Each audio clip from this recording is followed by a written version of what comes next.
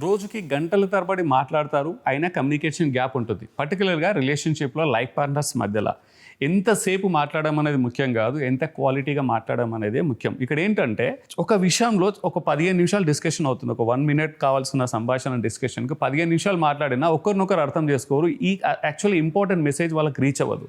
తర్వాత అదే విషయంలో కమ్యూనికేషన్ గ్యాప్ అయ్యి మళ్ళీ ఒక పెద్ద విభేద మనస్పర్ధలకి గొడవకి కారణమవుతుంది.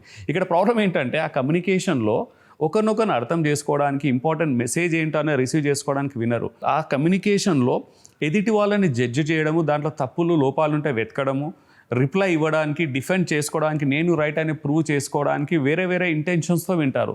అంటే యాక్చువల్ ఫోకస్ అనేది సబ్జెక్ట్ని అర్థం చేసుకోవడము, ఆ ప్రాబ్లమ్ని అర్థం చేసుకోవడము, లైఫ్ పార్ట్నర్ మనసును అర్థం చేసుకోవడానికి చాలా తక్కువ వరకు కాన్షియస్గా వింటారు. సో వాళ్ళు ఏంటంటే రిప్లై ఇవ్వడానికి, రెస్పాండ్ అవ్వడానికి, డిఫెండ్ చేసుకోవడానికి ఇలా విన్నప్పుడు మీరు ఎన్ని గంటలు మాట్లాడినా సమయం సరిపోదు. కమ్యూనికేషన్ గ్యాప్ అలాగే ఉంటుంది.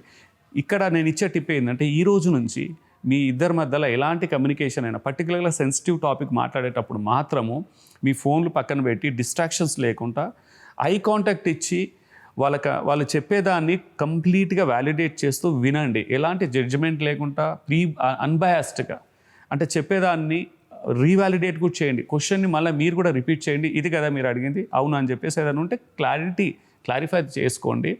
మీరు రిప్లై ఇవ్వడానికో డిఫెండ్ చేయడానికో కాదు, అర్థం చేసుకోవడానికి వినండి. ఇమోషనల్గా కనెక్ట్ అయ్యి వినండి. అప్పుడు మీ కమ్యూనికేషన్ గ్యాప్ 90% తగ్గుతాయి. 100% అనలేం, బట్ 90% తగ్గుతాయి. అవునంటారా కాదంటారా? Stay blessed and stay connected.